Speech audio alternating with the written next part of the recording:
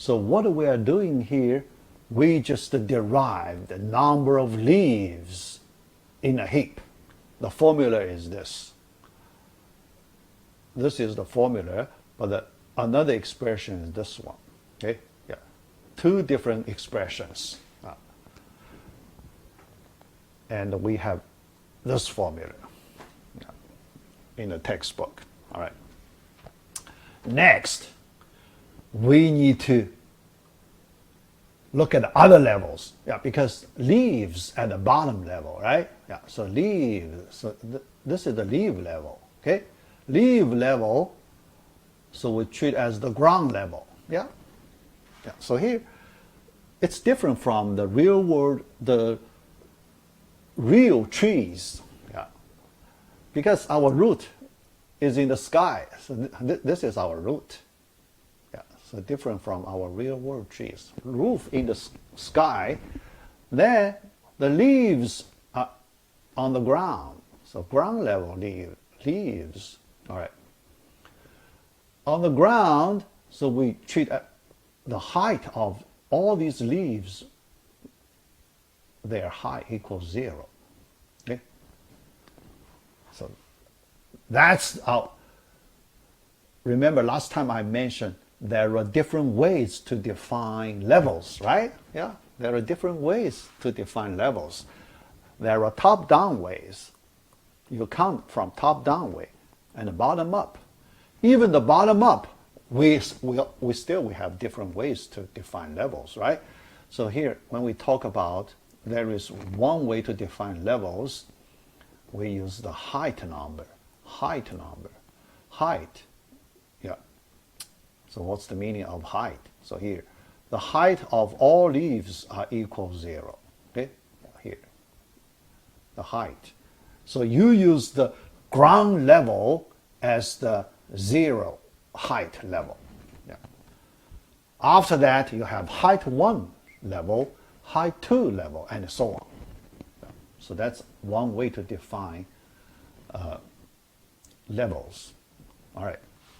Based on this definition of levels, now we want to, next we want to count the number of nodes in each level. Yeah. The number of nodes in height h level. Yeah. H represents the height number. When h equals 1, we want to count how many nodes are in this level, and so on. Yeah. All right. Next, number of internal nodes with height 1. Internal. So first, I need to explain the concept.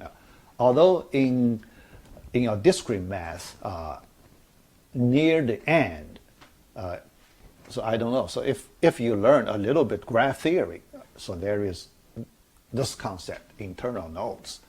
But here I just talk about that. Yeah, this concept very simple.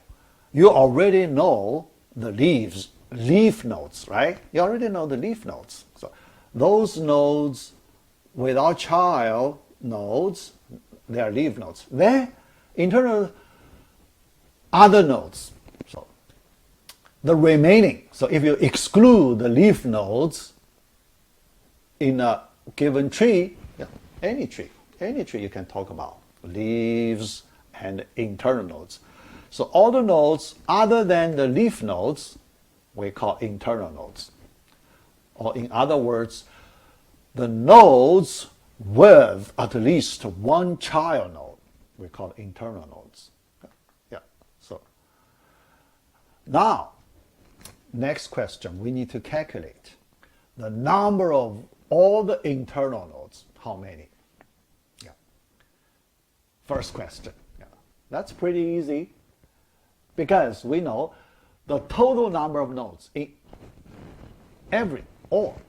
counting all the nodes in here, just a general tree. Yeah, general tree. Yeah, not necessarily binary tree. You know, so in all tree structures, yeah, the number of leaf leaf nodes, the number of leaf nodes plus the number of internal nodes equals the total number of nodes. Yeah. That's true for all the trees. Yeah. So based on that, we know the total number of nodes, n. And we also know the number of leaves. We just derived this formula. Then, what's the difference? The difference corresponds to the number of internal nodes. Yeah. So you can see the expression. Yeah. The floor function of n over 2. Yeah. So this is the total number of internal nodes. Yeah. Then, when we look at the internal nodes, inside internal nodes, then we have many levels, right? Yeah. Using the height numbers to define the levels. Yeah. So now let's look at the internal nodes. Yeah. The first time we want to count the number of internal nodes with height 1. Yeah. Height 1. Yeah. All right. Yeah. So let's derive that formula. Yeah. Then height 2, height 3, then any height. A general height number h. We want to derive that formula. Yeah. All right. After we derive that formula, all right. Yeah, this formula very important. Then at this point, just let you know, you will have 2 computation questions in the final regarding this topic. 2 questions. Yeah. Both questions regarding this height formula. All right? Yeah, so that's why it's important. All right? Yeah. Number of internals with height 1. Yeah. We used a similar idea we use to calculate the number of leaves. Yeah. Yeah. So probably you forget most part. I just remind you. Yeah. Recall. Yeah. All right. Then we look at the properties. How to characterize these nodes. Yeah. The main property of these nodes. Yeah. Very simple. Their children are leaves. Yeah. So that's the main property of these nodes. Yeah. We just use this main property to find constraints for these nodes. Yeah. So what's the constraint? Yeah. Inequality. The similar inequality we use to characterize those leaf nodes. Yeah. All right. Now their children are leaves. Children, here we talk about children. When we talk about children, because for each internal node, you may consider left child node or right child node. But we know using the left child node is better than using right child node, right? Yeah, because right child node sometimes may not be available, right? Yeah, may not be available. Yeah. Left child node, if it is an internal node, it is always available, right? So that's why we'd better use the representation of the left child node if we want to look at their children. Yeah. All right. So double. Yeah. How to get left child, the index of the left child node? Double it, right? Yeah. If the current node, so here, I for the current node, current index. Yeah, I need to, lay down my laptop so I can write a little better. Yeah. Otherwise, the position is not comfortable. Yeah. All right, yeah. So now you can see, then when we double it, 2i, that's the index of the left child node of the current node. Yeah, current node. Yeah. A of I,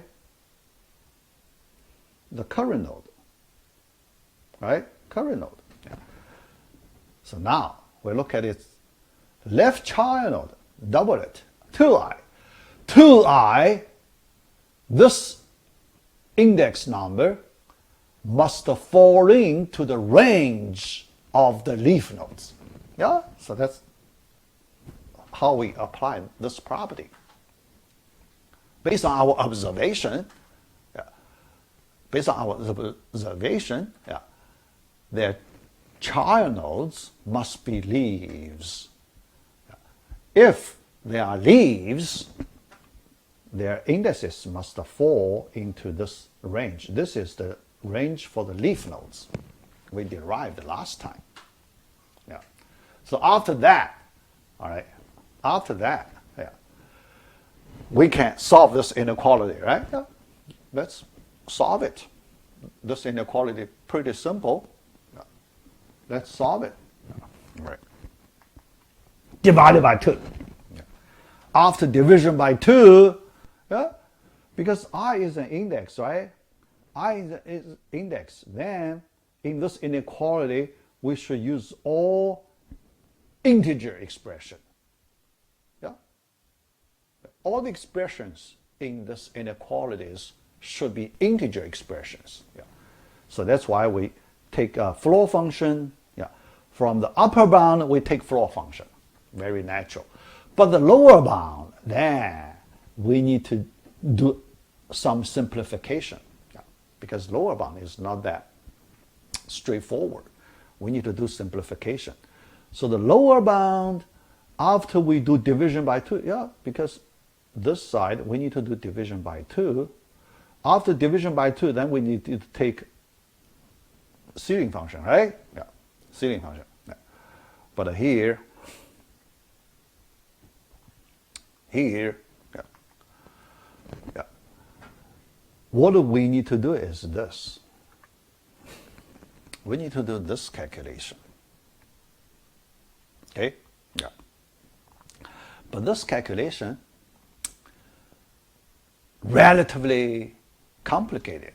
So we want to simplify a little more. Yeah. So how to do the simplification? Yeah. So this is the simplification. Yeah. All right. But the question, how to see that, right? How to see that? Yeah. So here, I do not want to go to the details. I'll just let you know. Yeah. To show this identity is correct for all integer n, positive integer n. Yeah. So you need to consider n is multiple of 4. Yeah, because the denominator is 4. And this is case 1. Yeah.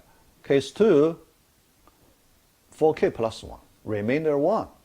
Case 3, 4k plus 2. And the case 4, 4k plus 3. You need to calculate all these 4 cases to make sure this identity always true for all these 4 cases. Then you are done. Yeah. So that's the way we show this identity is correct. Yeah. Yeah. But here I just skip the detail, calculation details. Yeah. The result, yeah, this is the result. Yeah. Result is, this is the number of internal nodes with height 1 after simplification. Yeah. So here, actually, how to get that? Yeah, let me explain one more step. Yeah. Because after simplification, we get lower bound, right? All right. Then we count the number of integers that fall into this range. Yeah. So we have the range. The range is clear. Yeah. but we need to count how many integers that fall into this range. Inclusive, right? Yeah. Left hand, right hand side, both sides, we have equal sign. So you need to include these two bounds, upper bound, lower bound. Yeah. So then when you do subtraction, you use the upper bound number minus the number, do not minus directly the lower bound number, minus the number one smaller than the lower bound. Yeah. Because you don't want to take away the lower bound. You want to include the lower bound. If you minus the lower bound number directly, then you take away the lower bound. Yeah. That's not correct. So when you minus the number, yeah, if I draw diagram, yeah, I remember I drew last time. Suppose this is the range, okay? Yeah. You want to count the number of integers in this range, but include the two endpoints. Yeah. How many positive integers? How many integers in this range? That when you do the subtraction, yeah, you use the upper bound number minus the number one fewer, one smaller than the lower bound. Do subtraction. Okay? Do subtraction. Yeah. So we get this formula. Okay? All right. Then this formula, remember, we have another goal. Yeah. Why we count. Yeah. So here, let me remind you. Yeah. What is our objective? What is our current objective, right? Yeah. So in this Heapsort topic, there is an objective, right? Yeah. So don't forget our current objective. Yeah. Yeah. Let me remind you, recall, we want to estimate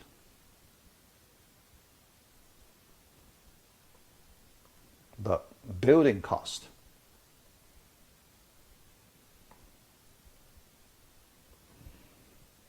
of a max heap.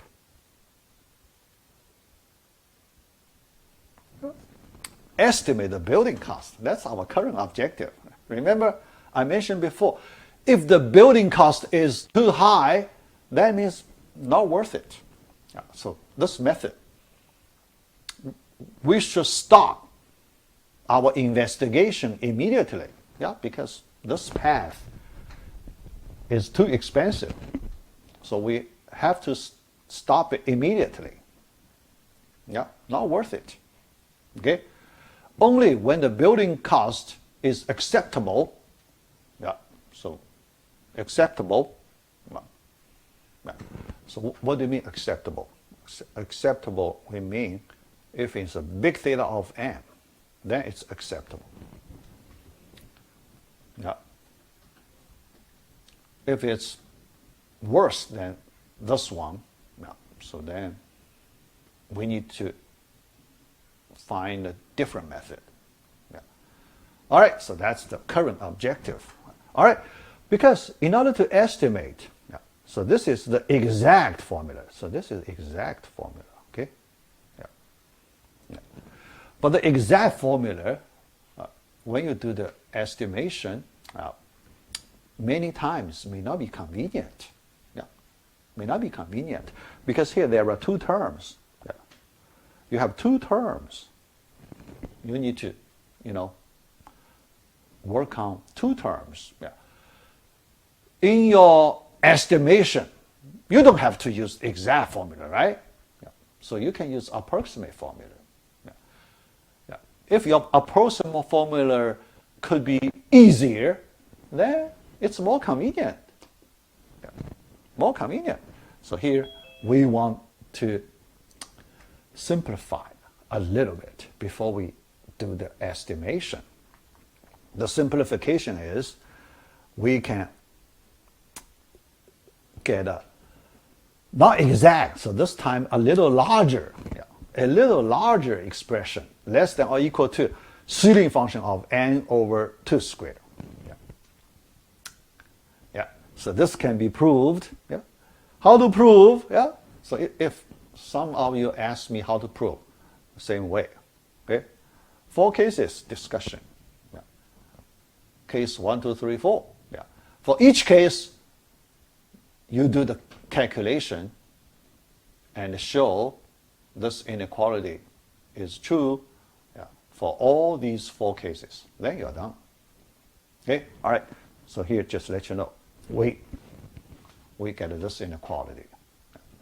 All right, now we can go to the next step. But the next step, this time we want to calculate the number of internal nodes for general height h. Yeah. Yeah.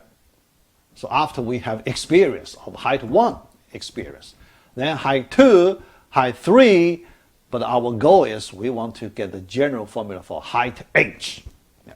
So the next slide, any height, yeah, any height, that's height h number. Yeah. Generalize the previous result. Yeah. All right. Number of leaves, that's height h. H equals 0. Yeah. That's the h number equals 0 case. Yeah. But the formula is n minus floor function of n over 2. Yeah. All right. So we'll put there. Yeah. Then we go to the height 1 formula. Exact formula. Yeah. First we look at the exact formula. Yeah. After we get exact formulas, then we go to approximate, yeah, simpler approximate formulas. Yeah. All right. Yeah. Height 0 case. Height 1 case we just derived. Yeah. That's in this range. Then we do subtraction, so we get this expression. Yeah. You compare. What's the difference? Can you compare? There are some similarity, right? Yeah, similarity. Because this n, you can treat it as n over 2 to the 0, right? How about that? How about that? 2 to the 0. Yeah. You can see they have similar forms. Yeah. Then, if we generalize to height h number, right? Can you make a reasonable deduction? Yeah. So the range, yeah, lower bound, floor function of n over 2 to the h plus 1. Yeah. So here, height number is 1. 1 plus 1, 2. For the general case, h plus 1, right? Yeah. And upper bound, h over 2 to the height number, yeah, height is 1, height number, right? Yeah. So deduction, okay? Induction. So here, yeah, induction, yeah. But actually, you can prove it. Yeah. After you find the rules, if you want to prove it, you can do it. Yeah. All right. Then we count the number of integers in this range. Yeah. So subtraction. So this time, the general formula, yeah. So you can see, yeah. It's pretty easy, so you can get a general formula. This is the general formula. Yeah. And this is exact, right? Yeah. This is exact. Exact, yeah. Yeah. Because in those 2 final questions, yeah, I mentioned, yeah, part B, computation question, there are 2 in this topic. We need to use exact formula. Okay? Yeah. We need to use both questions. We need to use these exact formulas. Yeah. Yeah. Not estimate, not approximate formula. Okay? All right. The approximate formula here, let me write it because I go to the next topic when we do the estimation. Yeah. So approximate, because we want one term approximation, right?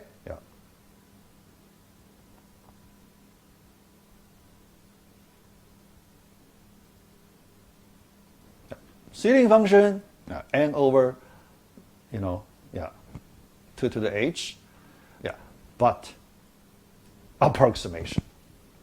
That's approximation. All right, All right, Now we are ready to estimate the building cost of not just heap, actually max heap. Because if you just want to get a heap, you do not need to pay this much cost. You need to get the max heap property, then you need to pay this much cost. Building max heap. All right, So now we want to combine the cost of all heights. How do you build a max heap? We build them level by level, right? So level 0, we do nothing. Because level 0, nothing is wrong, right?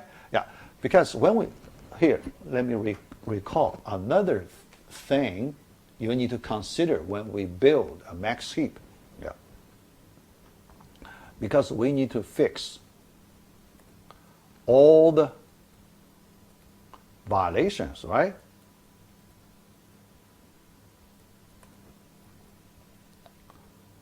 Violations for what?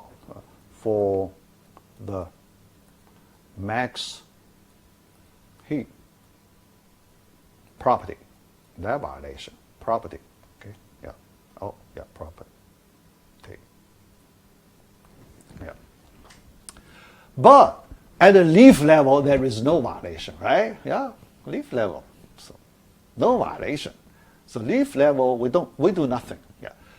So when we start our fixing work, we need to start height 1 level node, then height 2 level, height 3, and so on. All right? So we combine each level, so that we have certain cost number formula.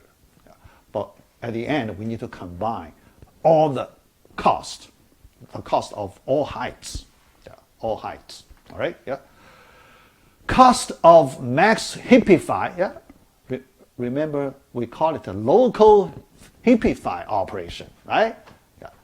So we call the function max heapify, that function. We define that. All right. Cost of max heapify for all nodes of height h. Here we fix the h number. After that, we can change it. This h number is a variable, right? It varies from 1 through there is a maximum number. Okay, the maximum number. There is one. Log of base 2. Log of base 2 floor function. The maximum, largest number. All right. Now we use, this is approximate formula, right? One term expression. Here we do not use exact. Exact because there are 2 terms, not convenient. When we do cost estimate, it's better we use the 1 term expression.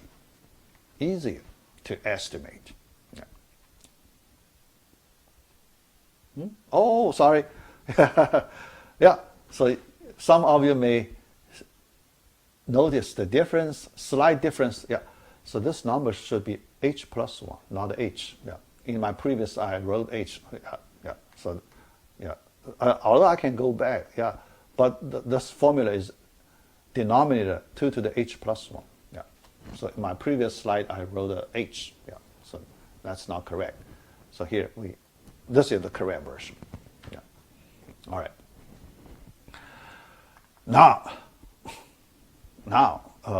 Then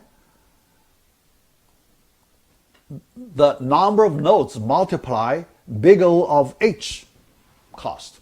So let me explain big O of h. So why we need to do multiplication, big O of it. Yeah.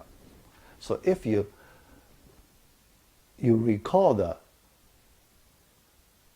the process, we do the max heapify. Yeah. So we did in one example. Remember, when we detect a violation, yeah, we need to fix it. But when we do the fixing details, we need to keep track of the dirty node, right? Remember, keep track of the dirty node. So, yeah, so here I need to use some space here. Yeah, let me use some space here. All right, suppose there is a gray dirty node. Yeah, gray dirty node. Yeah, somewhere. Okay. Yeah. But suppose the height number is h. Yeah. The height number is h. Yeah. Later I will explain. Yeah, because some of you, if you want to ask me what is the height number, I will explain this height definition later, yeah, after I finish estimate this formula. Yeah. All right, the height number, h. Yeah. All right. Remember, when we apply the local heapify operation, all right, so we need to, keep track of all the way down to the bottom, right? Yeah. So here we consider the worst case. So the worst case, when we look at the worst case, we need to reach the ground level. Then we stop, right? Yeah. So that's the worst case. The ground level, the leaf level. Yeah. We stop. So from its current level, height h, then to the ground level, do you need to do, swapping work h times, right? Yeah, h times.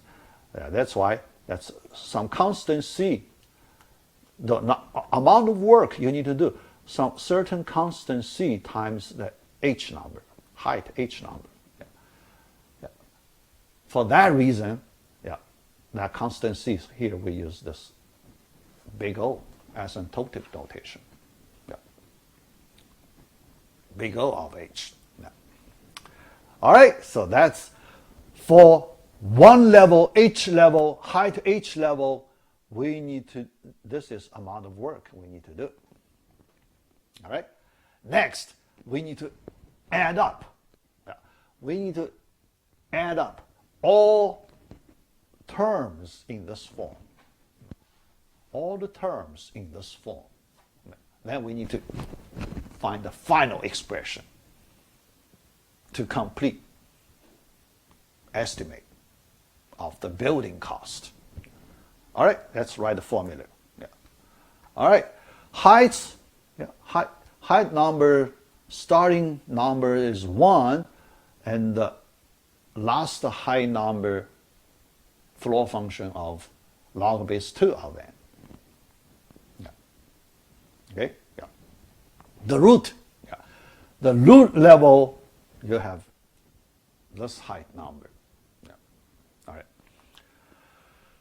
Then, yeah, no leaves. Yeah, all right. So then, summation. Yeah, now we can write our math formula for the summation. Sigma summation h from 1 through the high number for the root. Yeah. Then inside, yeah, we copy the general term inside. Yeah. Next question, how to estimate the summation? If you can calculate it correctly, yeah, so we complete this building cost estimate step. Yeah. All right, so let me show you how to calculate it. Yeah. Then first, yeah, because first step, we need to remove the ceiling function. Yeah. Ceiling function is not convenient. When we do the calculation, if we keep the ceiling function, then, not very convenient. So our first step, we want to remove it, remove the ceiling function. But when you remove, we enlarge it. Yeah. So the internal expression inside the seeding function, then we plus 1, we are very generous, right? Yeah. Because when you round it up, usually you do not need to plus 1, right? Yeah. You plus certain fraction less than 1 when you round it up, in the seeding function. But here, we are more generous. Yeah. So we add 1, okay? So we make it larger. So here you can, yeah, larger. Yeah. Then the seeding function is gone. Yeah. But there is another floor function here, not very convenient. Yeah. Later we need to remove this upper limit of the summation expression notation. Yeah. Another simplification. Yeah. Yeah. But at this point, yeah, this general expression, there is no seeding function, floor function. So very convenient. But there are two terms. First term, this fraction expression. Second term, constant 1. Yeah. Then when we do summation, yeah, let's separate them. Yeah. Term by term, separation. Yeah. So we do estimate. All right. The first term, yeah, big O, although here you use big O, actually, our understanding is we just multiply certain constant C on that expression. Yeah. Yeah, because using the asymptotic notation in our calculation, not very rigorous. Yeah. If we want to do the rigorous calculation, we need to use this certain constant C. Yeah. All right. Yeah. Then the second term, this one, you can also treat, some constant C times H. Then asymptotic notation is gone. Yeah. All right. But the second summation, much easier to calculate. So let's calculate the second term first. Yeah. All right. Second term, we do summation. Yeah. So here this asymptotic notation, that's the lazy way. Okay. Yeah. So sometimes people do this lazy way. Yeah. Yeah. I can understand. Lazy way. Okay. All right. Yeah. Yeah. If you want to go to the rigorous way, you need to use some constant C times this expression. Okay. All right. Yeah. We applied formula. Yeah. Estimate. Yeah. There is some difference. Yeah. So here we don't worry about difference. So here you can see we do not use floor function, seeding function. We just use log base 2. Yeah. All right. Then this expression is in big O of log base 2 of n squared. Yeah. Log base 2 of n squared. Yeah. Log base n log base 2 of n, we know it is in the little o of n, right? You know the meaning of little o. Yeah. So we know if this one we compare with n, so very little. Yeah. Yeah. So this whole thing actually belongs to little o of n. Okay? So we don't worry about the second summation. The second summation can be controlled well. Yeah. So we can ignore it. We can even ignore it, yeah, because it's little o of n, right? Yeah. All right. Our target, we can, yeah, I mentioned the acceptable thing. Yeah. That acceptable thing is the big O of n. We can even accept big O of n. Yeah. So then, don't worry about that little o of n. Yeah. Tiny little thing. Yeah. All right. Now our main estimation work. First summation. Yeah. So that's a little challenging. Yeah. We need to apply some technique. Yeah. Little smart technique. Yeah. Trick. Yeah. All right. Yeah. Estimate the main term. Yeah. Yeah. All right. So when you look at this expression here, yeah, N, H. Yeah. So which symbol represents a constant? Which symbol represents a variable? Yeah. Variable keeps changing. Yeah. Here you can see H is a variable. H keeps changing, right? Yeah. H could be 1, 2, 3, and so on. And N, when we do this calculation, N, in the process of calculation, N keeps the same, right? Yeah. Yeah. Because as soon as we look at our current heap, yeah, we are working on a heap, yeah, then N is changed. Yeah. As soon as the input is given. Yeah. So here, what I mean, although you can work on different inputs, right? Yeah. So that the input can change. But after you receive an input, then that input data is fixed, right? Yeah. Is fixed. So here, we treat our input is fixed. If our input is fixed, then this N number is fixed. If it's fixed, that means N is a constant. If N is constant, we can factor that N constant out of the summation to make the summation look simpler. All right. Yeah, so our first round simplification. Oh, this big O.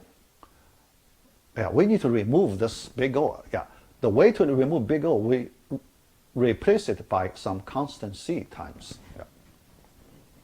Constant C. Yeah. All right. Yeah. Yeah. So C we can also factor it out. Constant C. Yeah. Then this N can be factored out because it is fixed. Okay. All right. Now, yeah, let's do further simplification. Yeah, in order to estimate the summation, further simplification. The further simplification, we need to consider the upper limit part. No? The upper limit floor function of log base 2 of n still quite annoying, right? Yeah, quite annoying. Yeah. So we want to eliminate it. Yeah. Yeah. You know, not very convenient in our calculation. Yeah. All right. But we agree it is an integer, right? Yeah. Yeah. Although this expression, you know, a little hard in our processing, yeah, but we know it. It is some integer. Yeah. Some integer. Yeah. All right. Since it is an integer, and we need to work on certain number of terms in the summation, there are finite many terms here, right? Yeah, finite many terms in the summation. Now, in order to get rid of the complexity of the upper limit of the summation formula, now we are more generous. Okay? Yeah, yeah. Here we're already very generous. When we add 1 here, we are quite generous. But here we do another generous work. Yeah. How to get more generous? We change this upper limit to infinity. Is that very generous? Yeah. So we consider a larger summation. This larger summation, we use infinity as the upper limit. Yeah. So that's more generous. Okay? Yeah. All right. Then, how about we estimate this new summation? Yeah. If this new summation, you know, at the end, if we can show it's a big O of n, then the previous smaller summation must also be in big O of n, right? Yeah. Yeah. So now we work on the this new summation. Yeah. Yeah. All right, yeah, okay, yeah. Then the next slide, we will find the summation. Yeah. But here there is some space. Let me use this space to explain the height concept. Yeah. What is the height? Okay, all right. The clear meaning of this height. Here, let me draw a simple heap. Yeah. Yeah. Just I need to draw enough many nodes. Yeah, but not too many. Okay, all right, not too many. Yeah. This should be enough. All right. Then, when we talk about the height of one particular node, yeah. So this one here, I'm talking about the height of this one. What's the definition? All right. You need to start from this height node. Yeah, this you start from there. You need to find a path to the bottom. Okay, to the leaf, to one of the leaf nodes in this heap. Yeah, you have a path, right? Yeah, you have a path. So endpoint is one of the leaves. All right. Yeah. Then, but you need to get a longest path, such path, longest, yeah, all right.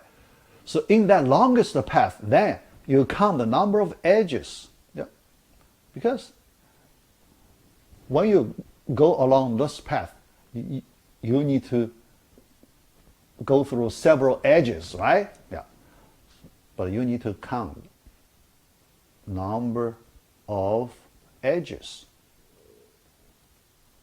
That edges we define. That's the definition of height. Okay, all right. Yeah, yeah. If it's long, if the path is not the longest, then you cannot use that path to calculate your height number. Yeah, height number. Okay, all right. Yeah, because for example, for the root, you cannot use this path to calculate the height. Then there are two edges. When you calculate the height of the root, you need to use this longest path. 3. Height is 3. Not here. Height is 2. Yeah. Edge number 2. Yeah. Not height is 2. Edge number is 2. So you need to take that longest, largest, edge total number as the height definition. Okay. All right. Yeah. Yeah. All right, then we move to the next slide. All right. Now we are ready. Calculate the summation. The summation, yeah. So the main part, yeah. The summation here, I write it term by term. Okay, yeah. Term by term. Infinity, yeah. Infinite many terms. Yeah. All right. But when you do the summation, yeah. So you look at the property among all the terms. Yeah. So you can see their denominators are all power of 2. The structure, power of 2. Yeah. If it's a power of 2, then you can do one special transformation. Yeah. If you multiply this formula by 2, yeah, 2, so you get a new expression, but in your new expression, still all the denominators are power of 2, yeah. but different. Yeah. But the numerators are different. Yeah. Numerators are different. Then you compare these two formulas, and especially you want to compare the terms with the same denominator. Yeah. Here I use this red circle. Yeah. You compare these two terms. What's the difference? Yeah. Then another corresponding pair of terms in the red circle. Yeah. You can see the difference of the numerator is always 1. Difference is 1. Yeah. Yeah. All the time. Yeah. all the way down to the infinity. Yeah. The difference is always 1. Yeah. That's nice. All right. Then you just do subtraction. After you do subtraction, left-hand side, 2s minus s, you get an s. But the right-hand side, the numerators also power of 2, consecutive power of 2 numbers, but denominators, consecutive power of 2 numbers, but a numerator fixed number 1. And you're familiar with this sequence, right? Geometric series. Yeah. You're familiar with this series. Yeah. So, yeah. We call it geometric series. And we have formula to calculate. Yeah. Infinite geometric series. Okay? Yeah. Infinite geometric series. Yeah. There is a simple version. Yeah. 1 plus r squared. Yeah. Infinite, but r less than, absolute value of r less than 1. So then we have a formula 1 over 1 minus r. Okay? All right. Here r equals 2. In this one, r less than 1, r equals, 1 half. R equals 1 half. So the summation, we apply this formula, 1 over 1 minus 1 half. But the leading term is 1 half, sorry. Yeah, so here, because here our leading term is 1. Because there is a version, leading term is not a 1. A plus AR plus AR squared, all right? Yeah, all right. But here, then the formula is A over 1 minus R. Yeah. So here the leading term is 1 half, so we should use 1 half. Yeah. 1 half over 1 half equals 1. Yeah. That's the result of this geometric series. All right, then we go back. Yeah. So let's go back. Building the heap, then our main term, main summation. This is our main summation. Yeah. All right, so after we take this n out, constant c out, inside the summation, here 1, so constant, 1 times n. So why big O of n? Because after we take n out, inside it's 1. Yeah. Then we put n back, so that is big O of n. Yeah. That's our acceptable case, right? Yeah. So if the building cost of the heap, because the second summation, very little. This little tiny thing, we know it's in little o of n. Yeah. That can be, comparing with big O of n, it can be ignored. Yeah. It can be ignored. Yeah. Here you understand why we study the asymptotic notation in module 2. Yeah. Because in our analysis here, if you do not have that background, it's hard to understand. Yeah. Here we need to use asymptotic notations. Yeah. All right? Yeah. Then we know this is acceptable. Yeah. Big O. Acceptable. All right? Yeah. Yeah. So we complete the estimate. Yeah. Building cost, that's big O of n. All right? Yeah. 8.7 Heapsort efficiency analysis. Yeah. So let's complete it before the break time. Yeah. So we can put it behind. Yeah. Yeah. So then after the break, so we need to complete short discussion of hashing. Yeah. But after that, I need to give you some useful, 2 examples of heap. Yeah. Then, some other helpful information for the final. Yeah. All right, so I need to, I don't have much time, so I need to do a little faster. All right. Idea of Heapsort. Yeah. So now, our last step. Not very hard. We are almost there, but we need to complete some work. All right.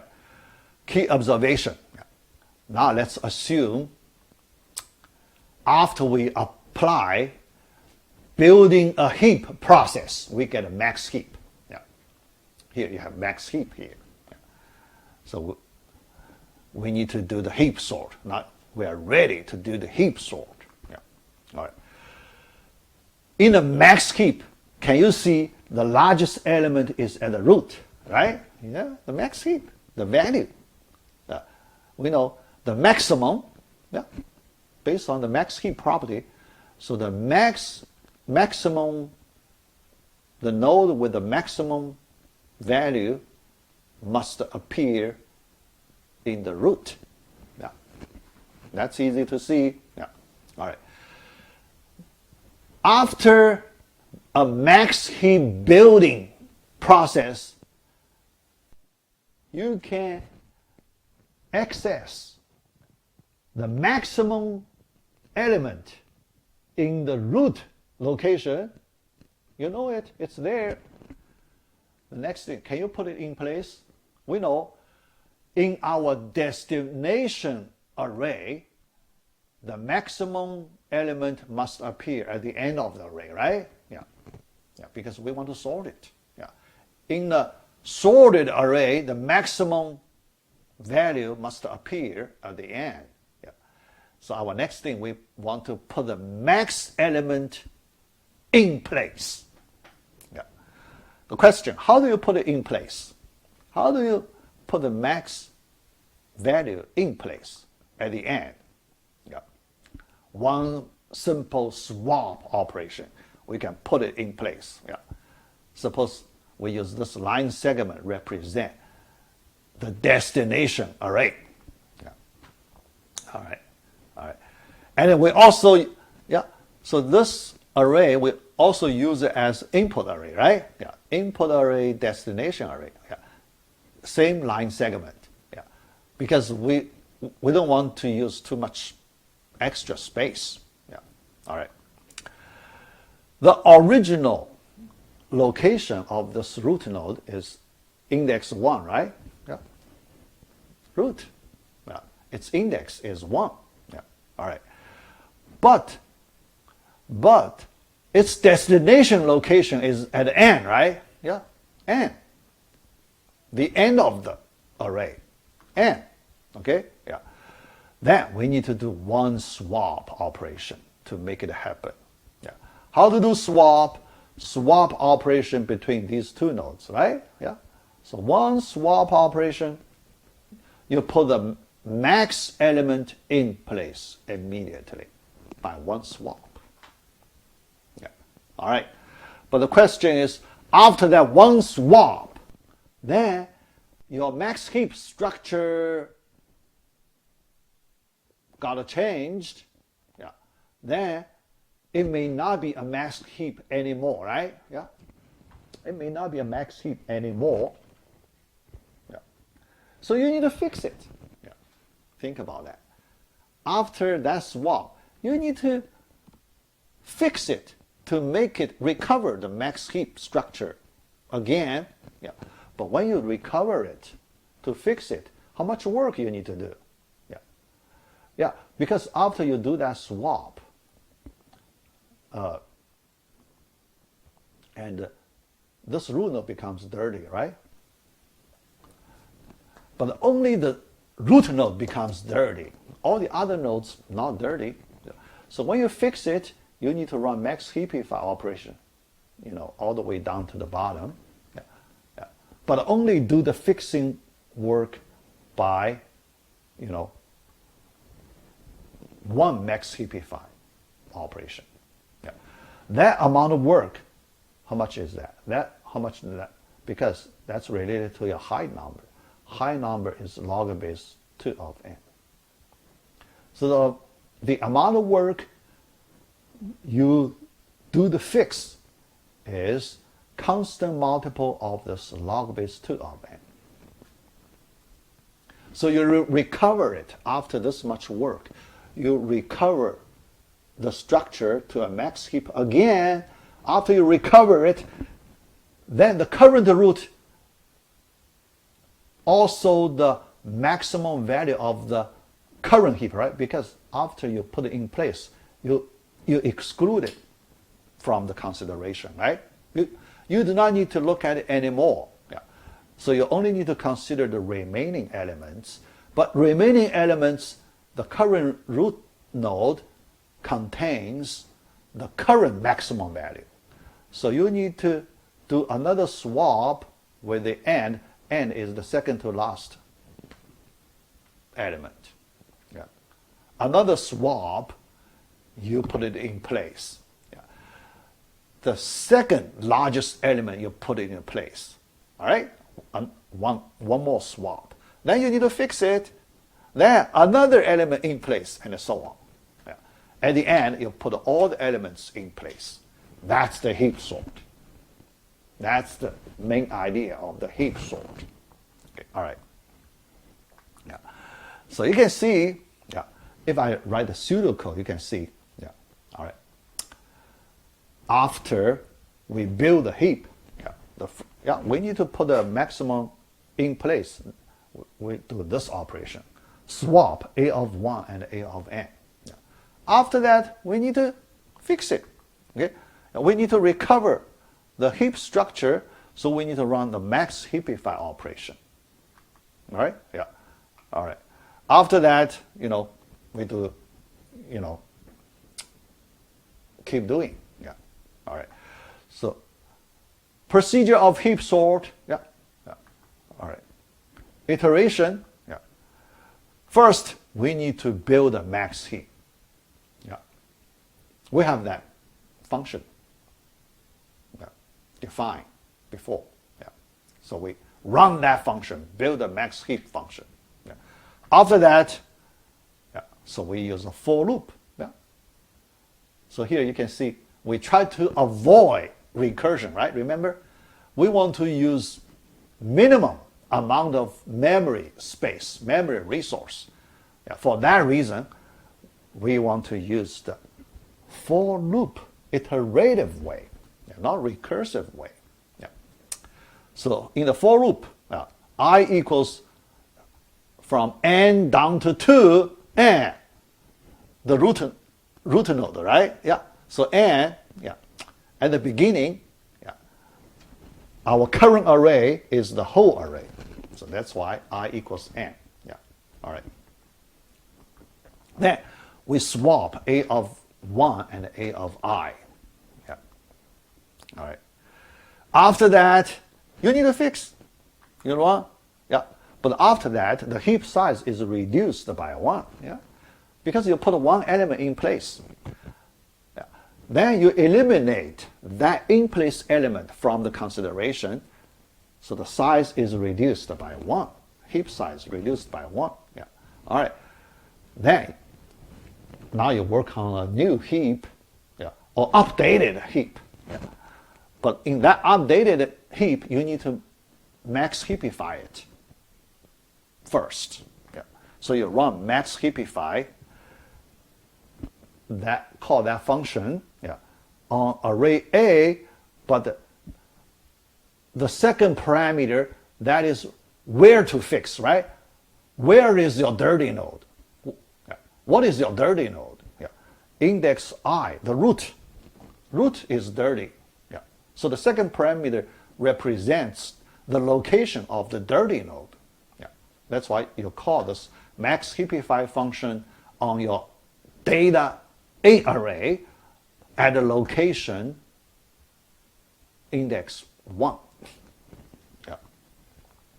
All right, so you fix it. After you fix it, for loop, next iteration, yeah, n reduced by 1, n minus 1, right? Yeah, and keep doing that. All right, so this, you can see that's the whole heap sort. So you complete the whole heap sort at the end. All right. After that, we need to estimate the cost. Yeah. So that's also not hard. So let's complete it. Yeah. The formula pretty simple. So we can complete it before the break. Yeah. All right. Now, the heap sort, yeah, how much work we need to do. Yeah.